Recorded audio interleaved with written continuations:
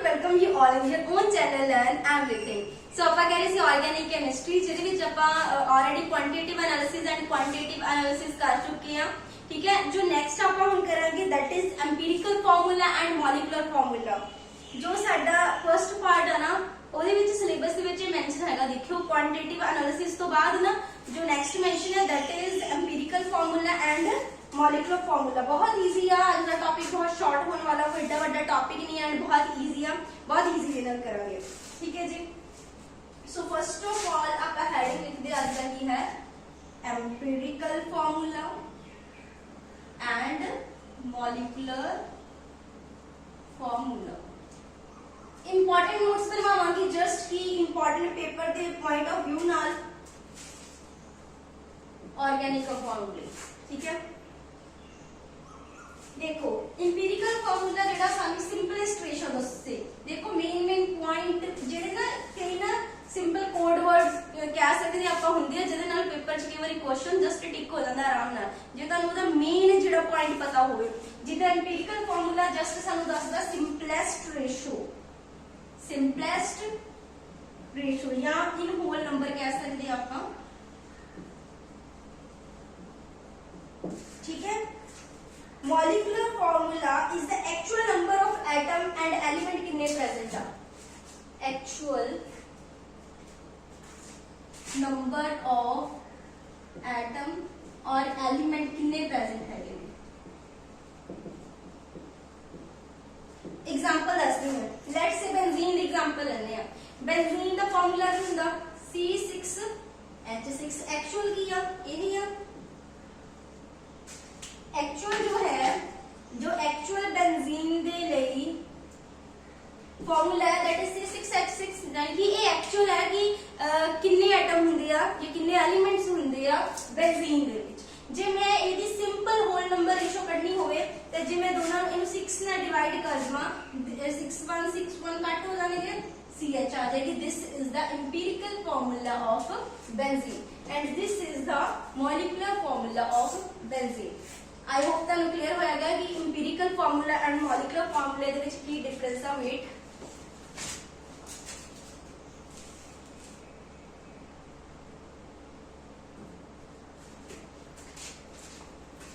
Sorry, ਸੋ ਬੈਂਜ਼ੀਨ ਦੇ ਲਈ formula ਕੀ ਸੀ C6H6।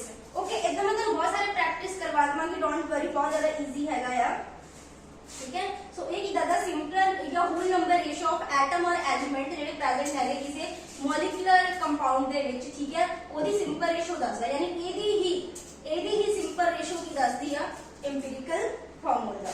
Okay, next जी ਆਪਾਂ ਕੁਝ एग्जांपल्स ਕਰ ਲੈਣੇ ਆ। ठीक है, ਜਿਨ੍ਹਾਂ ਤੁਹਾਨੂੰ ਹੋਰ ਕਲੈਰਿਟੀ ਹੋ ਜਾਏਗੀ ਇਸ ਟੌਪਿਕ ਦੀ। ओके, ਨਾਲ ਤੁਸੀਂ ਵੀ ਟਰਾਈ ਕਰਿਓ क्योंकि केवल हो सकता पेपर च आ जाए कि एम्पिरिकल फार्मूला पूछ लवे या मॉलिक्यूलर फार्मूला पूछ लवे।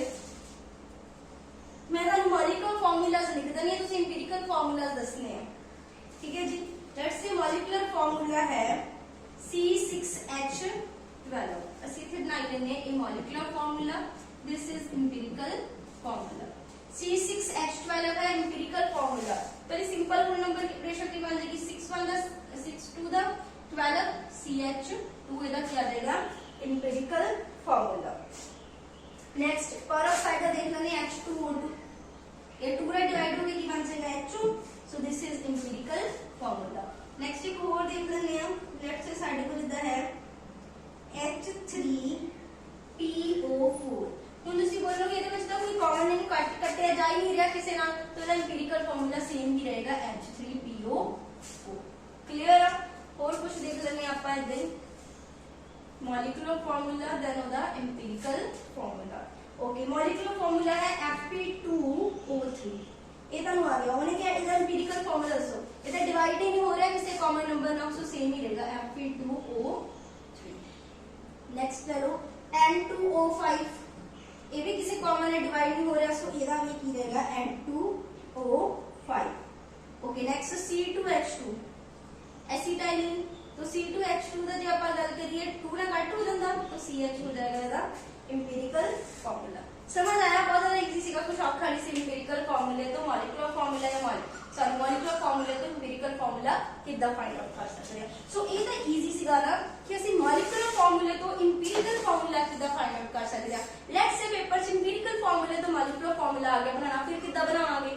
ਉਹਦੇ ਲਈ ਤਾਂ ਸਾਨੂੰ ਇਹ ਮਲਟੀਪਲਾਈ ਕਿੰਨੇ ਨਾਲ ਹੋ ਰਿਹਾ ਕੱਢਣਾ ਪਏਗਾ ਨਾ, ठीक है। सो ਉਹਦਾ ਇੱਕ ਅਲੱਗ ਪ੍ਰੋਸੀਜਰ ਹੈ। ਫਸਟ ਆਫ ਆਲ ਤੁਹਾਨੂੰ ਇੰਨਾ ਪਤਾ ਲੱਗ ਗਿਆ ਕਿ ਜੇ ਮੋਲੀਕੂਲਰ ਫਾਰਮੂਲਾ ਦਿੱਤਾ ਤਾਂ ਇੰਪੀਰੀਕਲ ਫਾਰਮੂਲਾ ਕਿੱਦਾਂ ਕੱਢ ਸਕਦੇ ਆ। ਬਾਕੀ ਨੈਕਸਟ ਵਾਲਾ ਪ੍ਰੋਸੀਜਰ ਮੈਂ ਤੁਹਾਨੂੰ ਨੈਕਸਟ ਸਮਝਾਵਾਂਗੀ। ਉਸ ਤੋਂ ਪਹਿਲਾਂ ਆਪਾਂ ਦੇਖਦੇ ਹਾਂ ਦਾ relation between empirical formula and ਦਾ molecular formula. Okay, so next heading is relation between empirical formula and the molecular formula.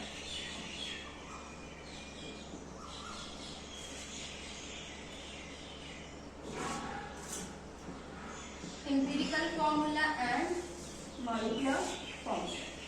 Okay, ध्यान में देखियो molecular formula equal to n multiply empirical formula ਹੁਣੇ prove ਕਰ ਦਿੰਦੇ ਆ।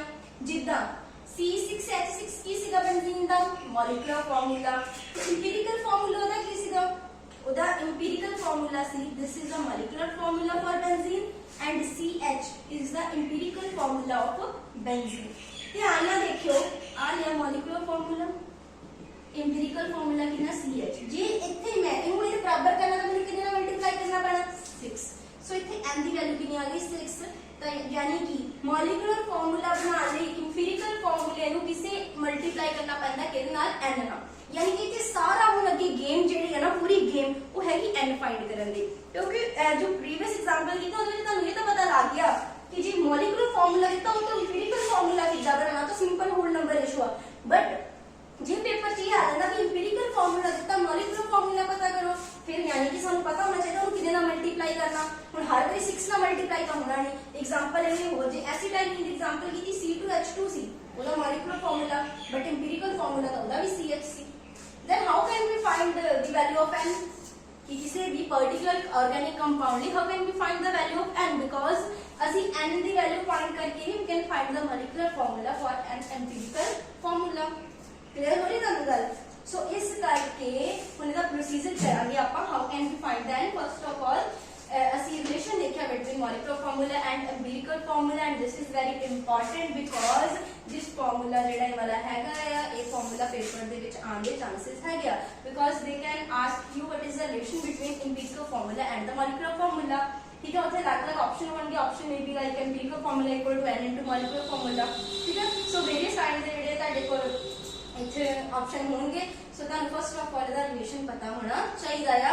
ਹੁਣ ਆਪਾਂ ਜਿਹੜਾ ਨੈਕਸਟ ਟਾਰਗੇਟ ਕਰਾਂਗੇ that is to find the value of n। Okay, ਉਹਦੇ ਲਈ ਵੀ ਸਾਡੇ ਕੋਲ ਇੱਕ ਫਾਰਮੂਲਾ n ਫਾਈਂਡ ਕਰਨ ਲਈ ਵੀ ਸਾਡੇ ਕੋਲ ਇੱਕ ਫਾਰਮੂਲਾ ਹੈਗਾ ਆ। this n ਕਿੱਦਾਂ ਫਾਈਂਡ ਕਰ ਸਕਦੇ? ਇਹ n ਇਕੁਅਲ ਟੂ ਹੁੰਦਾ molecular mass upon empirical formula mass। Again solo n ਦੀ ਵੈਲਿਊ ਕਿੱਦਾਂ ਫਾਈਂਡ ਆਊਟ ਕਰ ਸਕਦੇ ਹਾਂ? molecular mass over empirical formula mass। ਜਦੋਂ ਮੈਂ ਨੈਕਸਟ ਹੁਣ ਤੁਹਾਨੂੰ numerical ਕਰਾਉਣਾ ਨਾ ਫਿਰ ਤੁਹਾਨੂੰ ਬਹੁਤ ਵਧੀਆ ਕਲੀਅਰ ਹੋਣਾ। ਲੈਟਸ ਸੇ ਤੁਹਾਨੂੰ ਕੋਈ ਆਰਗੈਨਿਕ ਕੰਪਾਊਂਡ ਹੁੰਦਾ, ਲੈਟਸ ਸੇ ਤੁਹਾਨੂੰ ਕੋਈ ਆਰਗੈਨਿਕ ਕੰਪਾਊਂਡ ਹੁੰਦਾ ਦੇ ਦਿੱਤਾ, ਉਹਨੇ ਦੱਸ ਦਿੱਤਾ ਇਸ ਆਰਗੈਨਿਕ ਕੰਪਾਊਂਡ ਦਾ ਜੀ ਸਾਡੇ ਕੋਲ ਮੋਲੀਕੂਲਰ ਮਾਸ ਦੱਸ ਦਿੱਤਾ ਉਹਨੇ ਇਹ ਨਹੀਂ ਦੱਸਿਆ ਮੋਲੀਕੂਲਰ ਫਾਰਮੂਲਾ ਕੀ ਆ। ਜਿੱਦਾਂ ਹੁਣ H2 ਆ ਇਹ ਮੋਲੀਕੂਲਰ ਫਾਰਮੂਲਾ ਇਹਦਾ ਮੋਲੀਕੂਲਰ ਮਾਸ ਕਿੰਨਾ ਹੁੰਦਾ 18। ਉਹ ਹੀ ਦੱਸ ਦੇਗਾ ਕਿ ਇਹਦਾ ਮੋਲੀਕੂਲਰ ਮਾਸ ਕੀ ਇੰਨਾ ਆ 18। ਲੈਟਸ ਸੇ 18 ਲੈ ਲੈਂਦੇ। ਠੀਕ ਹੈ, ਹੁਣ ਇਹਦਾ ਮੈਨੂੰ ਪਤਾ 18 ਵਾਟ ਦਾ ਹੁੰਦਾ। ਲੈਟਸ ਸੇ ਪੇਪਰ 'ਚ ਕੁਝ ਹੋਰ ਦਿੰਦਾ ਮੈਨੂੰ ਸਾਰਿਆਂ ਨੂੰ ਨਾ ਯਾਦ ਆ ਗਿਆ।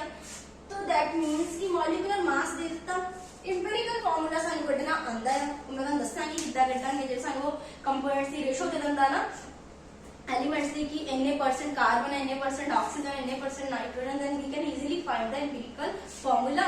And if we can find the empirical formula तो ਅਸੀਂ तो इंपीरिकल फार्मूला मास भी इजीली फाइंड आउट कर सकते हैं। ठीक है जी, तो थोड़ा जिहा तुहानू हो सकदा किसी नू लगे भी कि हाँ ये थोड़ा समझ नहीं आ रहा थोड़ा, बट टेंशन ना लो। जो न्यूमेरिकल करने तुहानू एक पॉइंट क्लियर होएगा।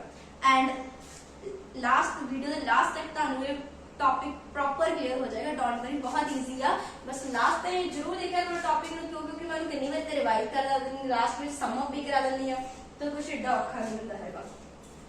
ठीक है जी, जो पहली बार किसी चीज को आप करते हैं ना तो थोड़ा ज्यादा लगता है किसी वेले अच्छा कर सकते इस चीज को। ठीक है, अच्छा पहले तो फॉर्मूले नोट कर लो क्योंकि फॉर्मूले बहुत इंपॉर्टेंट है। एन की ਹੁੰਦਾ molecular mass upon empirical formula mass. तो ਹੁਣ ਤੁਸੀਂ ਬੋਲੋਗੇ ਜੀ ਠੀਕ ਹੈ ਮੋਲੀਕੂਲਰ ਮਾਸ ਦਾ ਤੁਹਾਨੂੰ ਮੰਨ ਲਓ ਐਗਜ਼ਾਮਪਲ ਦੇ ਵਿੱਚ ਜਿਹੜੀ ਸਟੇਟਮੈਂਟ ਉਹ ਚ ਗਿਵਨ ਆ ਬਟ ਤੁਹਾਨੂੰ ਜਿਹੜਾ ਇੰਪੀਰੀਕਲ ਫਾਰਮੂਲਾ ਮਾਸ ਉਹ ਗਿਵਨ ਨਹੀਂ ਹੈਗਾ। तो दैट मीन्स ਉਹਦੇ ਲਈ ਸਾਨੂੰ ਪਹਿਲਾਂ ਇੰਪੀਰੀਕਲ ਫਾਰਮੂਲਾ ਜਿਹੜਾ ਫਾਈਂਡ ਆਊਟ ਕਰਨਾ ਪੜੇਗਾ। ਉਹ ਕਿੱਦਾਂ ਫਾਈਂਡ ਆਊਟ ਕਰਾਂਗੇ ਹੁਣ ਆਪਾਂ ਉਹ ਦੇਖਾਂਗੇ। ਉਹਦੇ ਲਈ अच्छा इतने ना इनको प्रूव करते हैं इस फॉर्मूले ने प्रूव करिए थोड़ा जिहा। अच्छा ਤੁਹਾਨੂੰ पता आ लो जी C6H6 ये की है बेंजीन ओके। सानू पता ये ਇਹਦਾ मॉलिक्यूलर फार्मूला ते सानू ਇਹਦਾ इंपीरिकल फार्मूला भी पता ही है की ਹੁੰਦਾ CH। प्रूव करिए वाली चीज एंड फाइंड आउट करिए मॉलिक्यूलर मास को इंपीरिकल फार्मूला मास ਨਾਲ डिवाइड करके देखियो। मॉलिक्यूलर फार्मूला ਇਹਦਾ मास ਕੱਢੀਏ ਇੱਕ ਕਾਰਬਨ ਦਾ ਕਿੰਨਾ ਹੁੰਦਾ 12 ठीक है। तो C6 ਤੇ ਪਲੱਸ ਸਾਡੇ ਕੋਲ H ਦੇ ਵੀ 6 ਹੋ ਜਾਣਗੇ 12 ਗੁਣਾ 6 ਪਲੱਸ 6 ਸਾਡੇ ਕੋਲ ਬਣ ਜਾਏਗਾ 78 ठीक है क्योंकि 6 दुनिया 12 6 ते 1 हो गया 7 72 ते 6 हो गया 78। तो ये आ गया साडे को जी इदा मॉलिक्यूलर मास कितना आ गया 76 ओके। इंपीरिकल फार्मूला करना ने कार्बन 1 12 हाइड्रोजन का 1 ते 12 1 हो गया 13 ठीक है। इधर 78 हां 13 6 78 6 आ गई एन की वैल्यू 6 ते मैं इधर काट के भी दस्सी सी देख लो प्रूव कर लो C6H6 = 6 * CH हो गया प्रूफ की नहीं दसो कि नहीं सी मतलब कि n की है molecular mass divide by empirical formula mass proof भी हो गया ना। सो मतलब कि कुछ नहीं है ताकि मॉलिक्यूलर फार्मूला पता होवे ओदा मास इंपीरिकल फार्मूले दा मास इंपीरिकल फार्मूला हम हर एक कढना कितना है वो देखने हैं। ਇਹਦੇ ਲਈ ਤਾਂ simple whole number ratio given ਸੀ फार्मूला गिवन ਸੀ ਇਸ ਕਰਕੇ ਤੁਸੀਂ ਕੱਢ ਲਿਆ ਨਾ। ਜੇ ਗਿਵਨ ਹੀ ਨਾ ਹੋਵੇ ਅਗਲੇ ਨੇ ਲੈਟਸ ਸੇ ਪੇਪਰ ਚ ਕੱਲਾ ਹੀ ਦੇਤਾ ਬੈਂਜ਼ੀਨ ਦਾ ਸੌਰੀ 78 कितना दे दिता 78 दे दिता उन्हें दसिया नहीं C6H6 आ जे मेनू पता ही नहीं C6H6 आ ते मैं किदा कढांगी हो सकदा तो ये दस दे कि C कितना है ते H उन्हें परसेंटेज दस दे ते परसेंटेज तो किदा आपा C बनाईदा है एम्पिरिकल फार्मूला वो हुन आपा आगे देखना ठीक है।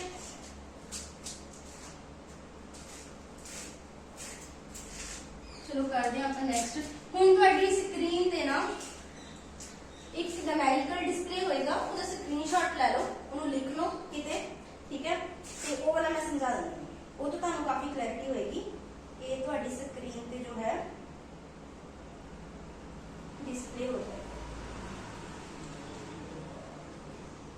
ਜਿਹਦੇ ਵਿੱਚ है the molecular mass of an organic compound is 78 molecular mass given है दे ਦਿੱਤਾ कि molecular mass कितना है उस ऑर्गेनिक कंपाउंड ਦਾ 78 परसेंटेज कंपोजिशन दे दी केदी कार्बन दस दिता उन्होंने कितना है 92.4% एंड हाइड्रोजन का दिया 7.6%। बस मॉलिक्यूलर फार्मूला पता करना आपको ठीक है। मॉलिक्यूलर फार्मूले का फार्मूला कितना n * इंपीरिकल फार्मूला यानी कि पहला मैंने कोई पता करना पड़ा इंपीरिकल फार्मूला फिर n पता करनी पड़ी दोनों को गुणा करके साडे उत्ते आना मॉलिक्यूलर फार्मूला इन्नी गल सानू भी क्लियर। ਹੁਣ इंपीरिकल फार्मूला फाइंड किदा करना क्योंकि n फाइंड करने ਲਈ ਕੀ ਚਾਹੀਦਾ ਮੈਨੂੰ देखो n फाइंड करने ਲਈ ਕੀ ਚਾਹੀਦਾ ਮੈਨੂੰ मॉलिक्यूलर मास बटा empirical formula mass. Molecular mass ਤਾਂ ਅਗਲੇ ਨੇ ਮੈਨੂੰ ਦੱਸ ਦਿੱਤਾ ਬਟ इंपीरिकल फार्मूला मास नहीं ਦੱਸਿਆ। ਹੁਣ इंपीरिकल फार्मूला ਹੋਏਗਾ ਤੇ ਮੈਂ ਉਹਦਾ ਮਾਸ ਕੱਢਾਂਗੀ यानी कि सारा खेल ਕੀ ਹੈ इंपीरिकल फार्मूला फाइंड आउट ਕਰਨ ਦਾ। ਸੋ ਉਹ फाइंड आउट ਕਰ ਰਹੇ ਹਾਂ ਜੀ। ਦੇਖੋ ਪੂਰਾ ਪ੍ਰੋਸੀਜਰ ਦੇਖ ਲਿਓ ਇਹਨੂੰ ਆਪਾਂ थोड़ा रेस कर दिए या रहने दो डाटा लिखिया ओके। इत्थे देख लेने साडे को कार्बन दिता ते हाइड्रोजन सब तो पहले एलिमेंट लिख लेने तो ना सामने उनकी रेशो लिख लेनी 92.4% दिस इज 7.6%। उस वाला एटॉमिक मास कार्बन का कितना हुंदा 12 ते हाइड्रोजन का कितना हुंदा 1। उस बाद मोल्स कर देने मोल्स किदा कड्डी दे ओ हुंदा गिवन कितनी दित्ती दा अमाउंट अपॉन ओदी एटॉमिक वेट दा कितना अपॉन 12 पेपर से ना वो इजी वो देगा डाटा वो देगा जेड़ा इजीली कट हो जाएगा ठीक है। सो इन्हें जो अपन करेंगे this will be 7.7 and this will be 7.6। उस तो बाद की करना होगा सब तो पहला जो परसेंटेज वो लिख ली जो दे एटॉमिक मास वो लिख ली दोनों को डिवाइड कर देना मोल्स काट ले। उस तो बाद अपन करने हुंदे आ मोल रेशो जिन्हों ਅਸੀਂ एटॉमिक रेशो कहते हैं वो किदा ਕੱਢਦੇ ਆਪਾਂ मोल दी रेशो किदा ਕੱਢੀ ਦੀ ਹੈ मोल्स दी ਕੀ ਹੁੰਦਾ ਇਹਨਾਂ ਤੋਂ ਦੇਖਣਾ ਸਭ ਤੋਂ ਛੋਟਾ ਕਿਹੜਾ 7.6 ਉਹਨਾਂ ਡਿਵਾਈਡ ਕਰ ਦੇਣਾ ਦੋਨਾਂ ਨੂੰ ठीक है 7.7 ਨੂੰ ਵੀ 7.6 ਨਾਲ ਡਿਵਾਈਡ ਕਰ ਦੇਣਾ 7.6 ਨੂੰ ਵੀ 7.6 ਨਾਲ ਡਿਵਾਈਡ ਕਰਨਾ this will be 1.01 and this will be 1 ਇੰਨੀ ਗੱਲ ਕਲੀਅਰ ਹੋਈ मतलब जे मान लो तीन चार होर भी होंगे ऑक्सीजन नाइट्रोजन अगे होर भी होंगे जो तुसीं सारा डिवाइड करके ए वाली चीज फाइंड आउट करनी सी तो सब तो छोटी वाली देखनी सी ओनू ही सारा नाल की करना सी डिवाइड करना सी ते हुण सिंपल लिख लो 1 इथे सिंपल रेशो लिख लेनी आपां 1.01 में की लिख सकदी 1 ते 1 दा की हैगा 1 यानी कि कार्बन भी 1 आ गया हाइड्रोजन भी कितना आ गया 1 सो यानी कि दा एम्पिरिकल फार्मूला कितना आ गया CH की आ गया CH दोबारा दस देनी कंपोजिशन उन्होंने देती ਉਹਦੇ सामने दे एटॉमिक मास लिखो मोल्स फाइंड करो मोल्स ऑफ हमेशा मोल्स कितना फाइंड आउट करीदे गिवन अमाउंट की देती है ਤੇ ਉਹਦੇ एटॉमिक जे किसी मॉलिक्यूल दी भी ना तानु दी गिवन अमाउंट नीचे दा मॉलिक्यूलर मास एटम दिया था ਉਹਦੀ गिवन अमाउंट नीचे दा एटॉमिक मास दोनों डिवाइड करके मोल्स लिख कर दिया ठीक है उस तो बाद ਜਿਹੜਾ ਸਭ ਤੋਂ ਛੋਟਾ ਉਹਦੇ ਨਾਲ ਇਹਨੂੰ ਸਾਰਿਆਂ ਡਿਵਾਈਡ ਕਰਕੇ ਮੋਲਸ ਦੀ ਰੇਸ਼ੋ ਕੱਢ ਲੈਣੀ ਫਿਰ ਉਹਨੂੰ ਸਿੰਪਲ ਰੇਸ਼ੋ ਦੇ ਵਿੱਚ ਲਿਖਣਾ ਸਿੰਪਲ ਰੇਸ਼ੋ ਜਿਹਦਾ 1.01 ਉਹਦਾ ਕੀ ਆ ਗਿਆ 1 ठीक है नेक्स्ट सो ए फार्मूला क्या आ गया सारे को C भी 1 आ गया H भी कितना आ गया 1 यानी कि दा एम्पिरिकल फार्मूला है ये क्या आ गया दा एम्पिरिकल फार्मूला जे एम्पिरिकल फार्मूला पता लग गया तो मास भी कट सकते हैं कार्बन का कितना हुंदा 12 हाइड्रोजन का 1 तो आ गया 13 सो n की वैल्यू कर लो n की हुंदा molecular mass upon empirical formula mass molecular mass कितना 78 एम्पिरिकल फार्मूले दा मास कढिया वो कितना आ गया 36 आ गया सो फाइंड की करना सी इस मैजिकल मॉलिक्यूलर फार्मूला वो की हुंदा n into empirical formula n कितना साडे कोल हुणी आया 6 एम्पिरिकल फार्मूला कितना सीगा CH सो आ गया C6H6 ठीक है तो ही कहानी है पूरी बेंजीन तो ही आपा सारे कर लिए है कुछ औखा नहीं हैगा बहुत ज्यादा इजी है ਇਹਦੇ ਵਿੱਚ ਇੱਕ ਗੱਲ ਹੋਰ ਸਮਝਣ ਵਾਲੀ ਆ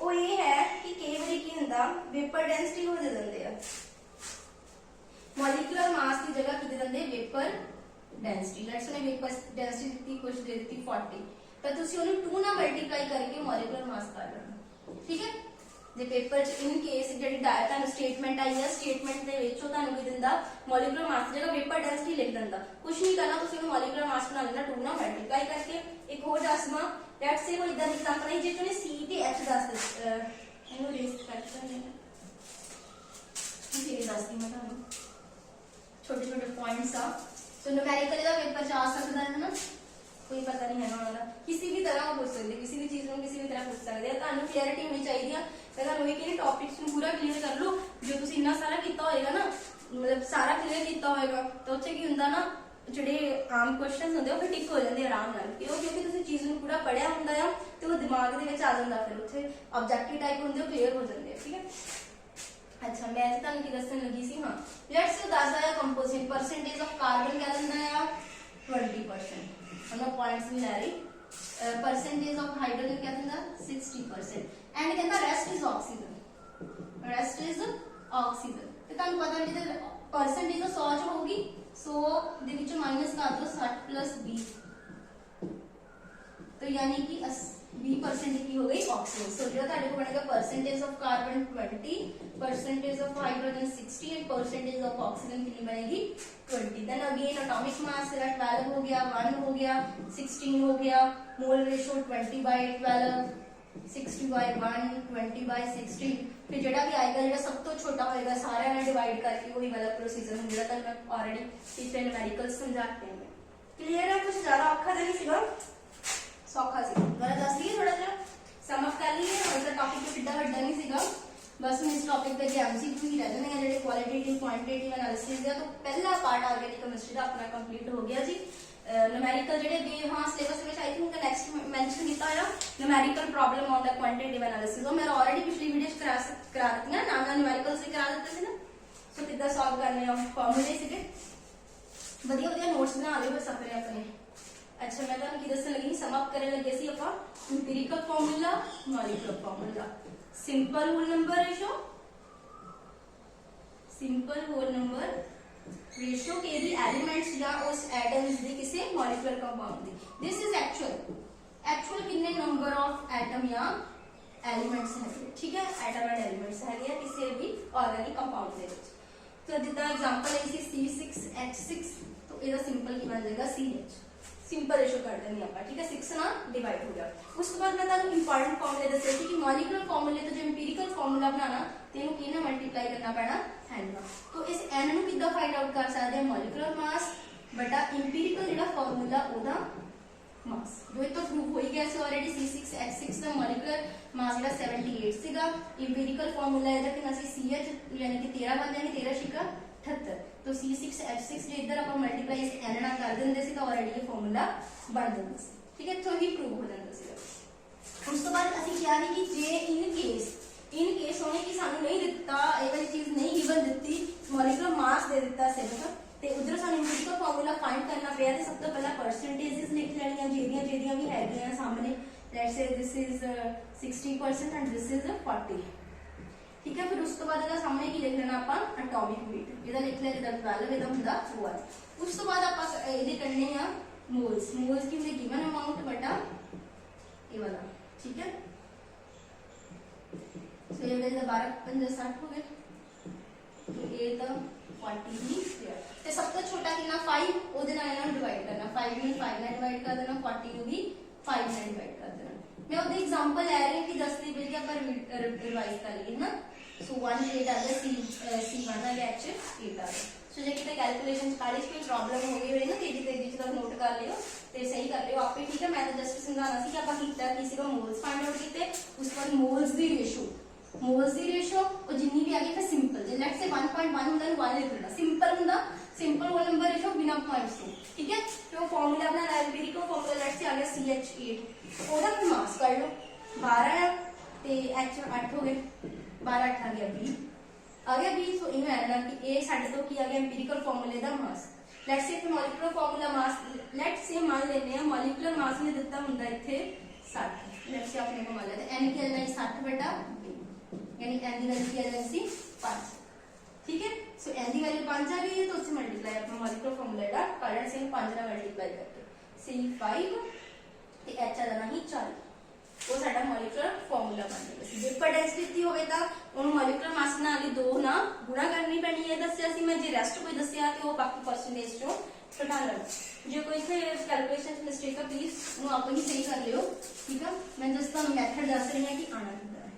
क्वेश्चन ये तो यही बन सकते हैं और कोई सारा सिंपल होल नंबर रेशो किसी ऑर्गेनिक कंपाउंड की केड़ा फार्मूला दसदा एक्चुअल रेशो जेडी आ एक्चुअल नंबर ऑफ एलिमेंट्स पूरी स्टेटमेंट देगा नीचे ऑप्शन देगा एम्पिरिकल फार्मूला मॉलिक्यूलर फार्मूला या कोई और ऑप्शन देगा ना या दोनों या कोई भी नहीं ते नाल क्वेश्चन ये आ सकदा what is the relation between empirical formula and molecular formula how can we find the value of n the formula पूछ लेगा in basis of on the basis of empirical formula and molecular formula or there can be numerical आ सकदा ठीक है। सो इतना की छोटा जिहा topic सी मोस्ट ऑफ दी हम टॉपिक जेड़ा फर्स्ट वाला पूरा खत्म हो गया। नेक्स्ट वीडियो च न्यूमेरिकल आएंगे एंड प्लस MCQ आएंगे बी प्रिपेयर तैयार हो ठीक है। नेक्स्ट वाला जेड़ा टेस्ट होना टेस्ट प्लीज चंगी तरह दिया करो जे रेगुलर वीडियो देखते होंगे ना भावें मान लो तुसीं मेरे तो पीछे चल रहे हो ठीक है। मान लो तुसीं ये वीडियो जिदा हुण अज मैं अपलोड कर दी बट तुसीं कुछ दिन बाद देख रहे हो तो तुसीं पूरे सिस्टमैटिक चलिया करो। जिस दिन भी टेस्ट नूं अटैम्प्ट करदे हो उस दिन अपने कमेंट्स दे विच रिव्यूज जरूर दिया करो। तुसीं अपना दस्सिया करो कि तुहानूं किन्ना तुहाडे किन्ने नंबर आए किदां दा टेस्ट रहा ठीक है। सो बी ऑनेस्ट थोड़ा उहनूं थोड़ा रेगुलर रहो ऑनेस्ट रहो ते थोड़ा दस्सिया करो है ना। सो एक वधिया एनवायरनमेंट बनदा। Thanks for watching the video.